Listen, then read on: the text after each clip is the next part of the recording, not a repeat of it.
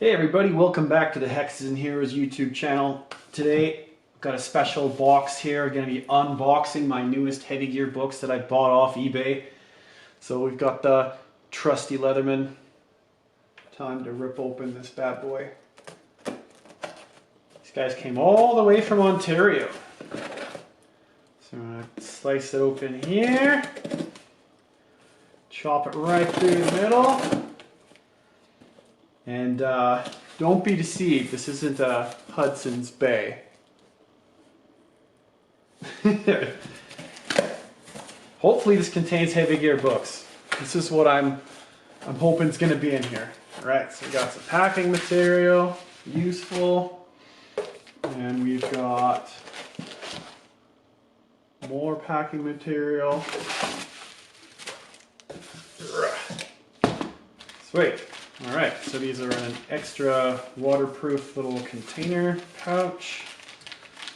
And can I rip this? No?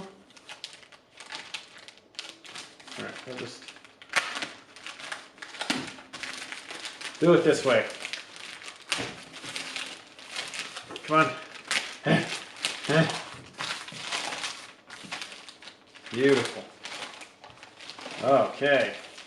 So there should be 4 HeavyGear books here, and it's an assortment of the RPG books from the first edition and second editions of HeavyGear, which is pretty cool.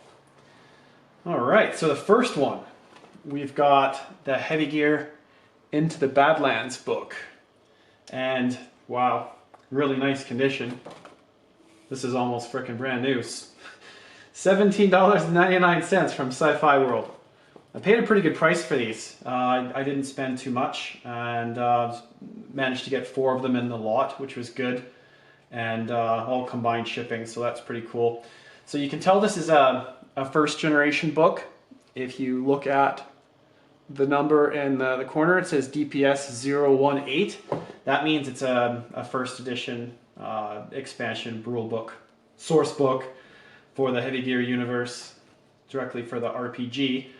So this book, you can see here, it uses the old time codes. I don't like this time code. I wish it was using the newer time code where it would show like 1930 or 1940.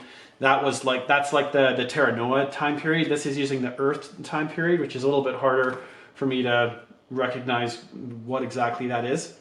But this is a really cool book because it pretty much shows all of the source material for the Badlands in HeavyGear universe. So that's all the area in between the north and the south, and it's got where the Paxton Arms is, and Peace River, and the New Coal area, and Port Arthur, and it's where a lot of the maglev trains run, and it's pretty cool. So in this one, you're going to get stuff on Paxton Arms, the new settlements, rover gangs, the northern and southern forces. Masada is also in here because it's the revisionist church that sits in somewhat close to Peace River, and the semi-legendary Sand Riders, which are these guys here. You can see a little bit here. The cover is a little bit glossy, so I'm trying not to make it gloss out too much. So there are... looks like there's 9 chapters in this book, and it's about how many pages? How many useful pages? About 107 pages long. And wow, these pages are brand frickin' new. This is so nice. And then right in the back of the book, you get the old stuff where you could sign up for the Gear Up HeavyGear role-playing and tactical game fan club, which was really pretty cool. And then you could buy different pins for the different factions and stuff. North Kill Marker, Ebon Stone.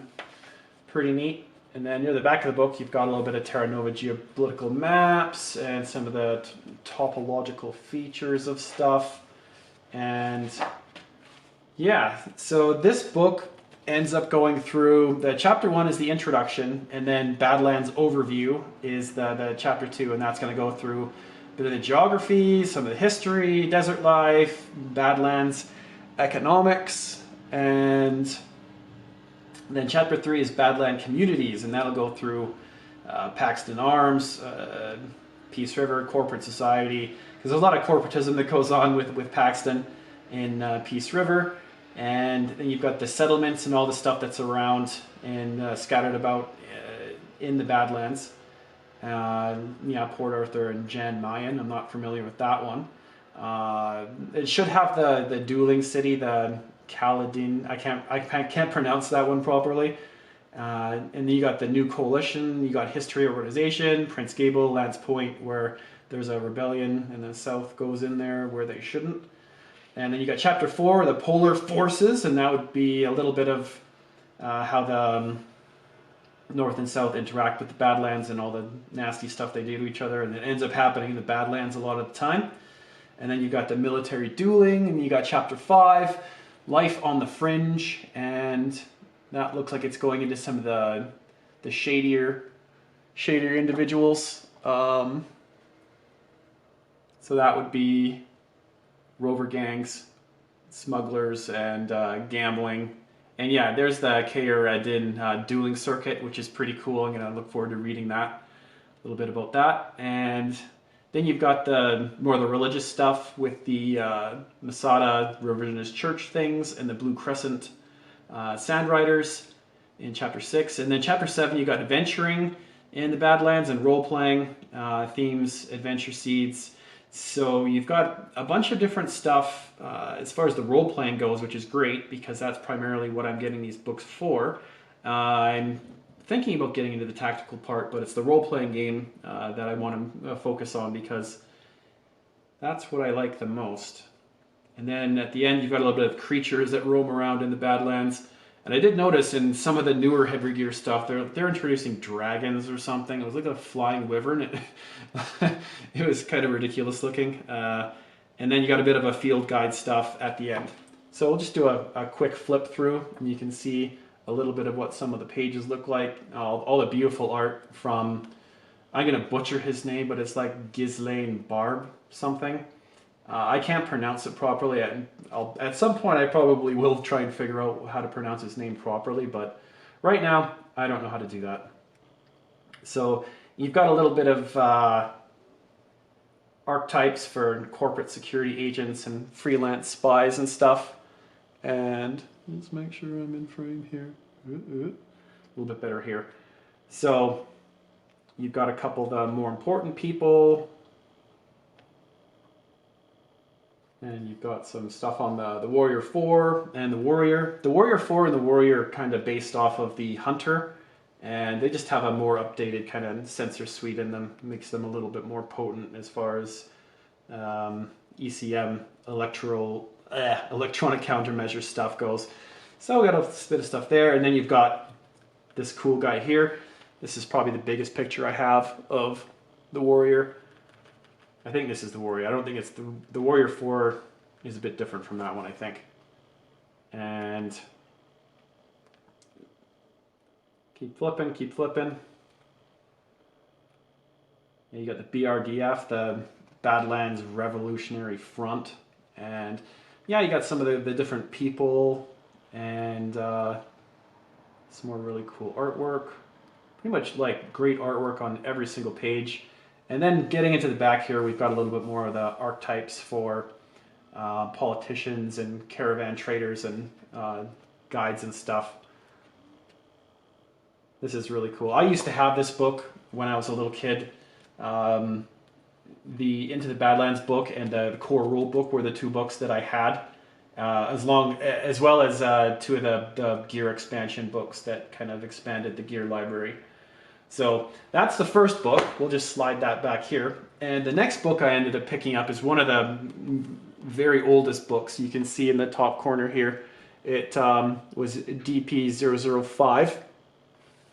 And I think the first one is DP001 for the core rule book, for the first gen rule book, which had the vehicle creator, and it had some pretty cool stuff in it. So some really nice artwork. as far as trying not to get too much glare here. And you can see here there's a big grizzly or Kodiak in the back, and some of the cool helmets and stuff. Yeah, I really love the artwork. And then flipping it over the back, you see it's another one from Sci-Fi World. And this was from 6132, whereas Badlands is, oh, it's pretty much the same. So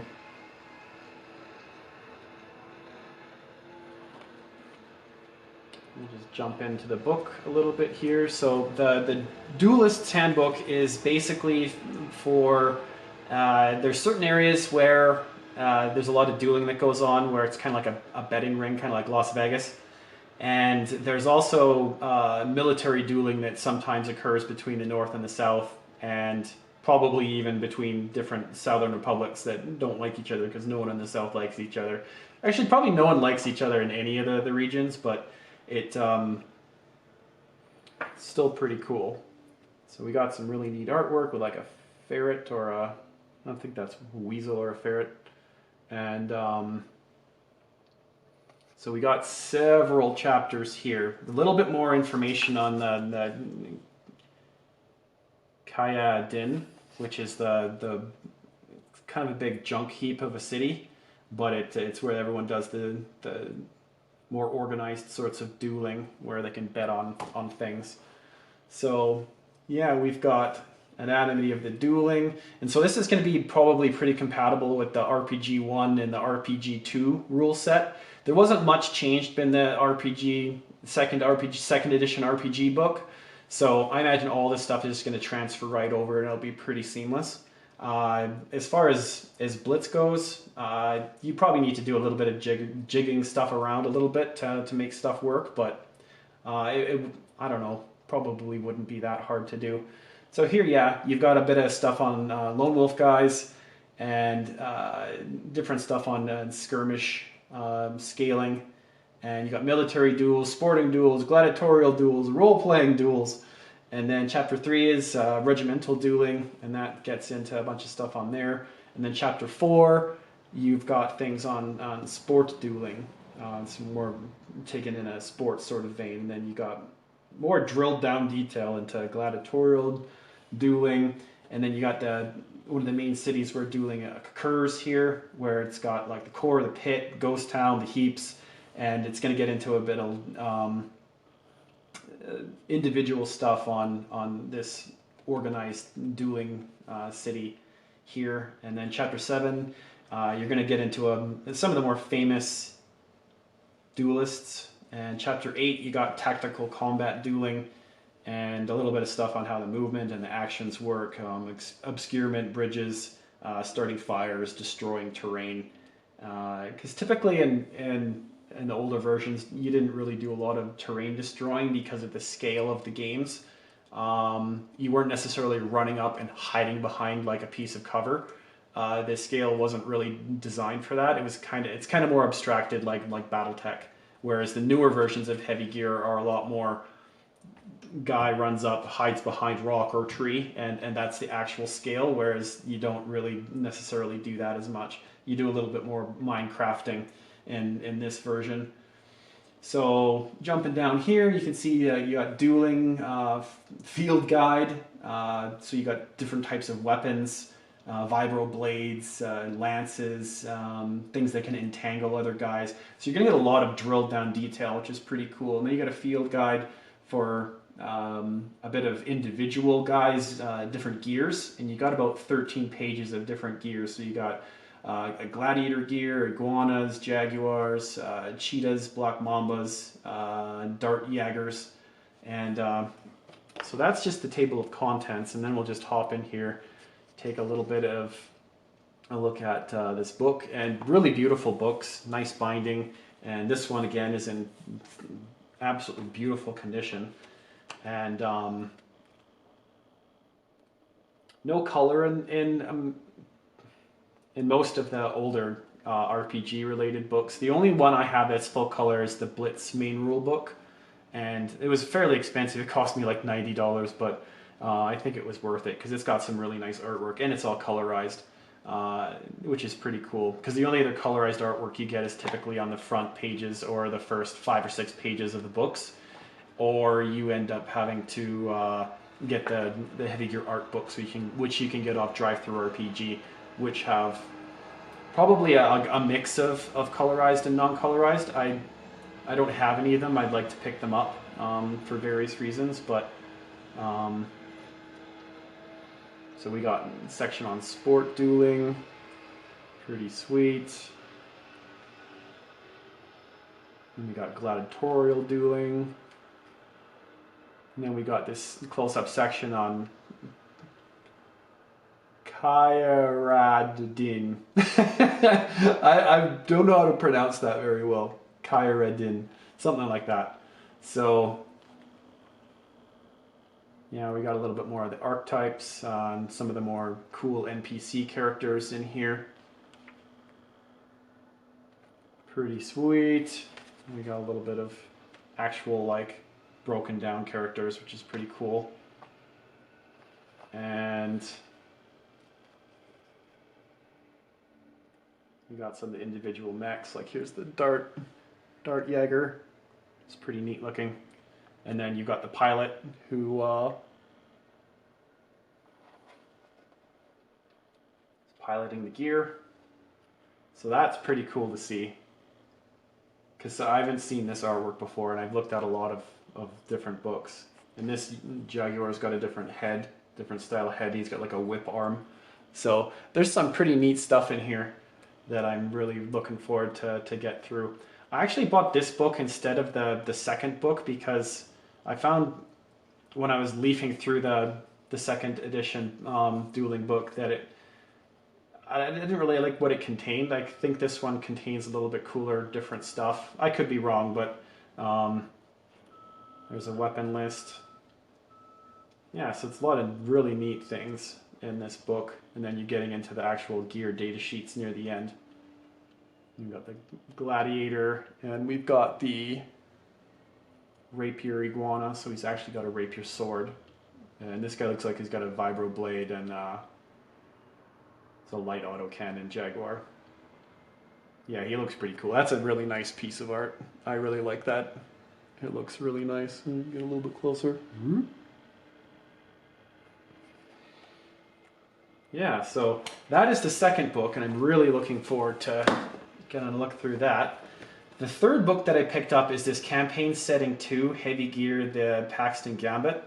And as far as this goes, it's DP9040, so I still think this one as well is for the first rule book set, because when you look at the second RPG, the second edition, it starts with a 1 with most of the numbers, and that's what this one is mostly for, but we'll jump into that one later.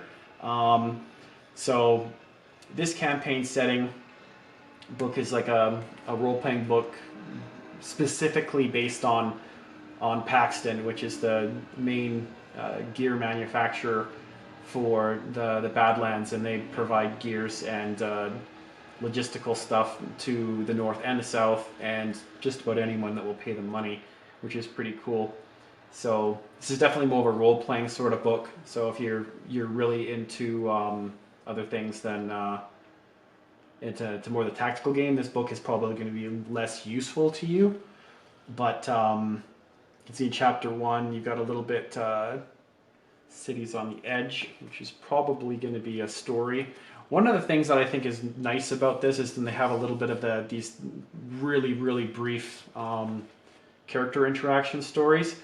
I wish that there was actual real books, and that's what I'm going to try and fill some of those gaps in on this channel with some of my own writing, making my own HeavyGear stories, but that's going to come a little bit later.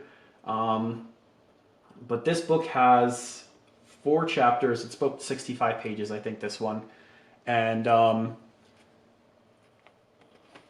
we've taken a look here. The chapter 2 is Peace River Revisited, and it's a kind of a recent events in Peace River, political climate, and you got Badlands stuff, Peace River maps, which is going to be pretty cool to see. That's on page 10.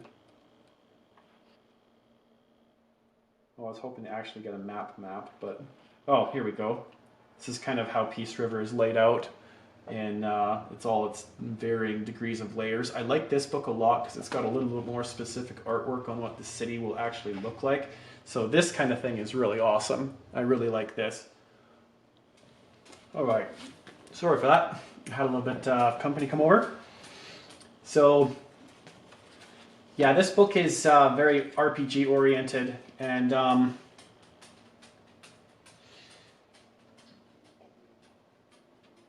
yeah, the third chapter you get into Paxton Gambit campaign. So you got plot, characters, game master suggestions, and you've got a whole bunch of different scenarios. So this is kind of like a great big campaign book, which is pretty cool. Since I don't really have one of these, it's going to be really nice to be able to see how they would plan out a heavy gear adventure in this universe from the actual developers themselves. So you got outcomes for success and failure, all the different scenarios for this. And then there's a little bit in the back with some Paxton combat vehicles like the Warrior and the Warrior 4. So we'll just take a quick flip through here. Looks like it's fairly wordy, and we got some pictures, but some cool maps and some pictures of some of the cars, which I think is pretty awesome. At some point I'm going to have to take all these different pictures and turn them into documents somehow so I can use them for my role playing for easy access, but it's neat. They got like even threat values for cars, like the basic sizes and how many people can fit in them, how fast they can go, like even maneuvering stuff for -2, so they can evade fairly easily. They got a little bit of a base armor. Their base armor on this car is actually higher than a Cheetah, which is pretty cool.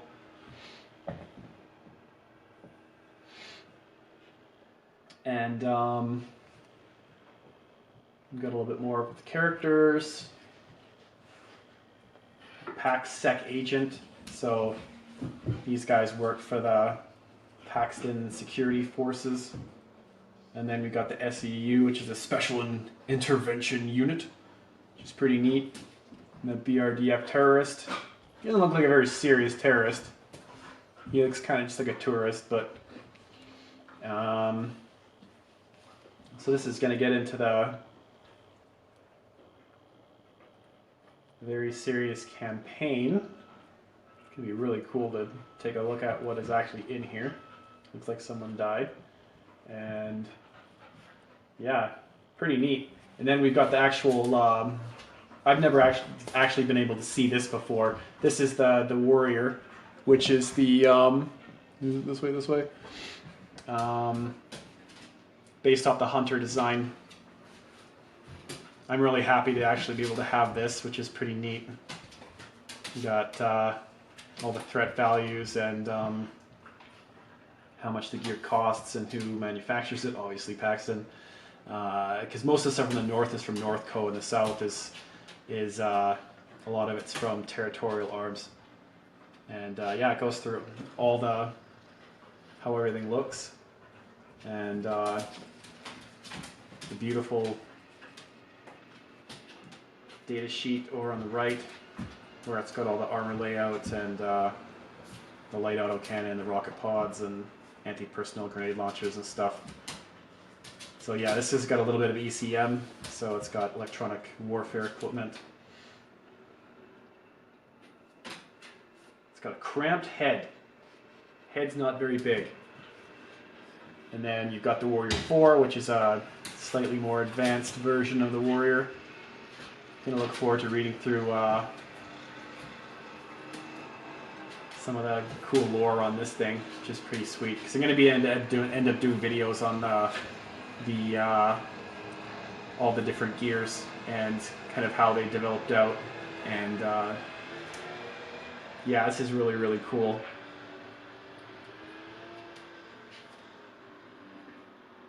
Nice. Yeah, this guy's got pretty good armor. He's got 17 armor. Holy cow. He's going to be a lot harder to kill than a regular warrior. And then we've got a pit bull. I actually quite like the models for the pit bull.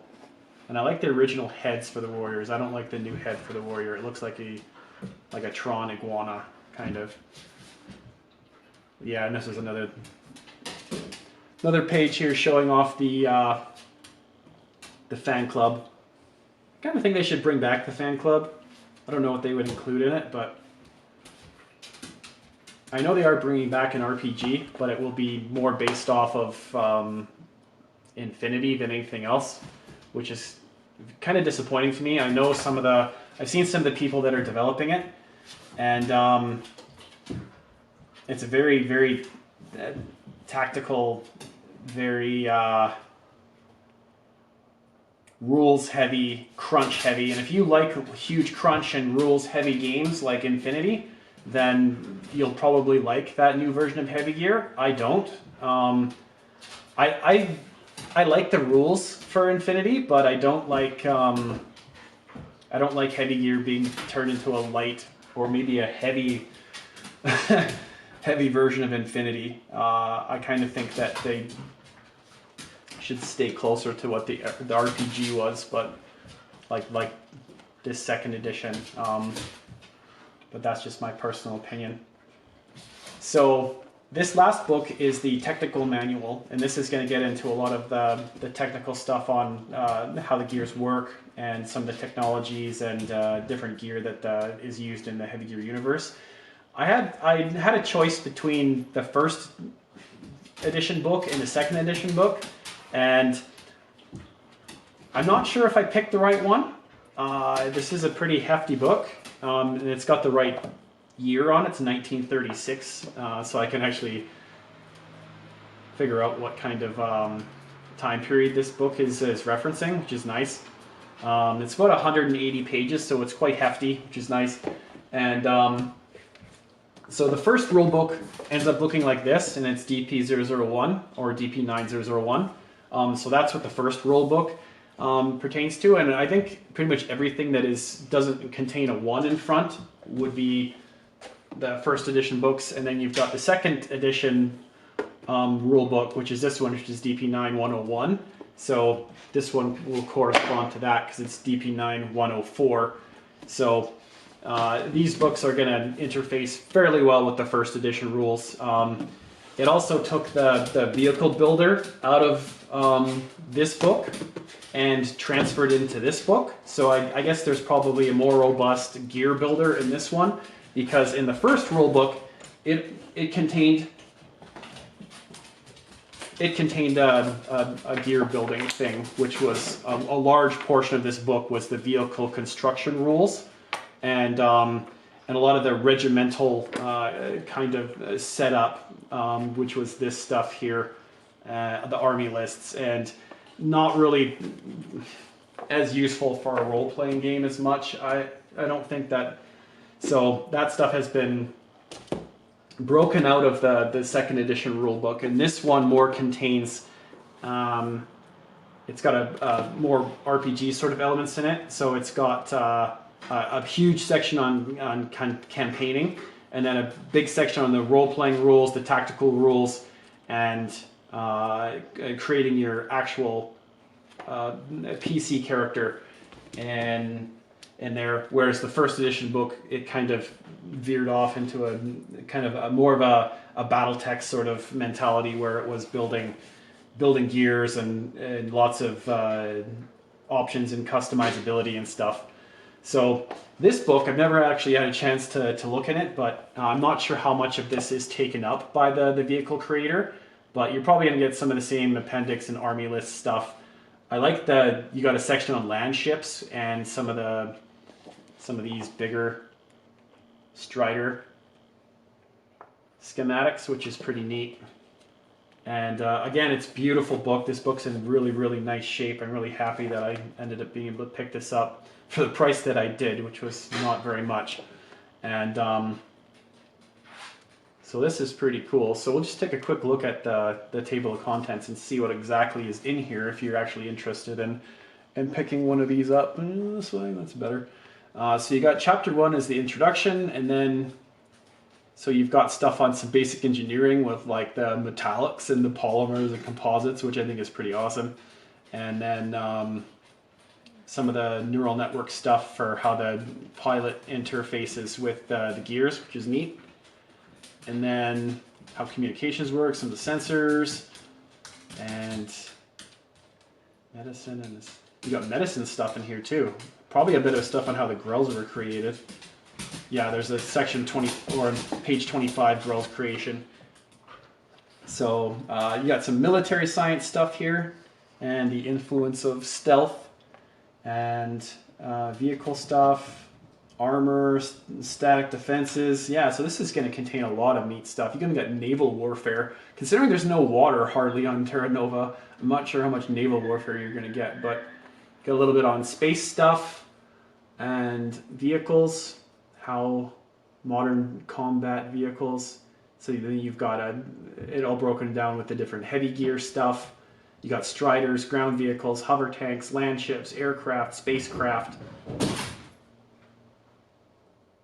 And yeah, lots of stuff on the development of everything, which is really interesting.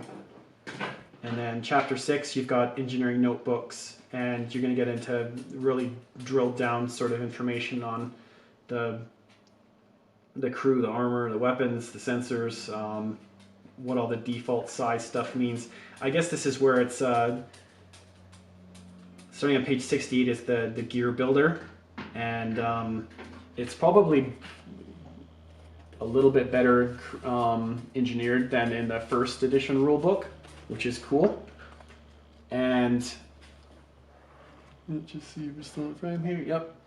And then chapter 7 is the Technician's Corner, and education, customs, and traditions, vehicle modifications, and that's where you can get into stuff on structure, perks and flaws, weapon systems, scratch building vehicles.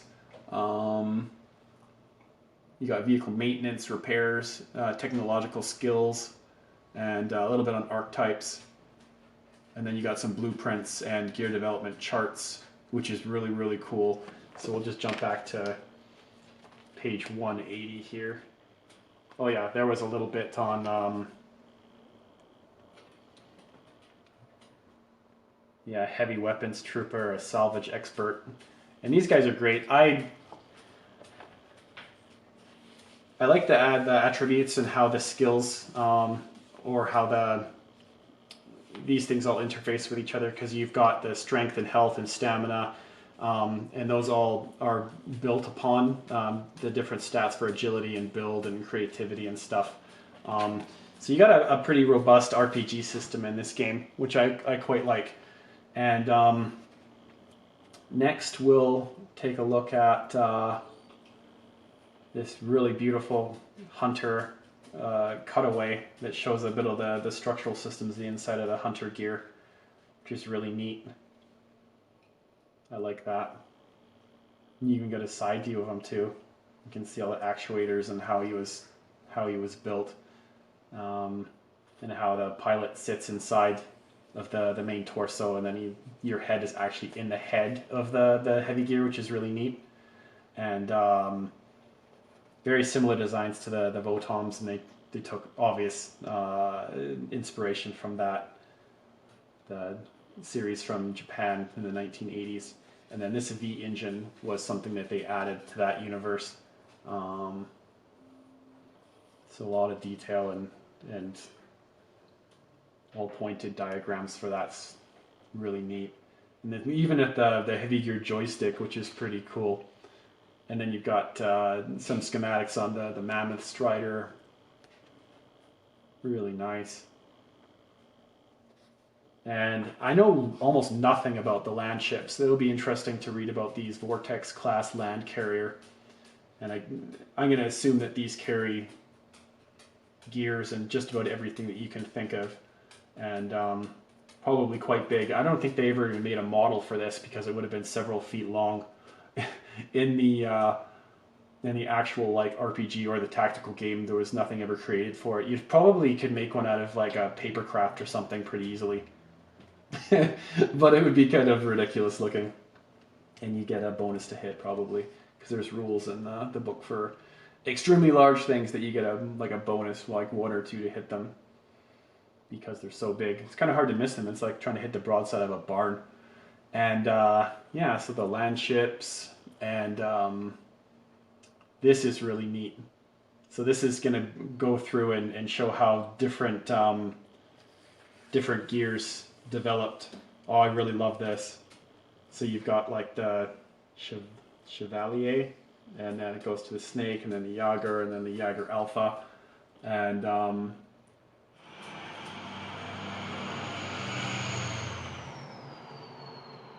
more stuff, how the different gears all developed. I love that stuff. This is really, really cool. Being able to see how everything kind of broke out, and then you've got an index at the end and a glossary for all the different terms and things. I do love seeing this kind of stuff at the end of the books, where you could see all the stuff from the previous sets that I wish I could still buy, which I can't.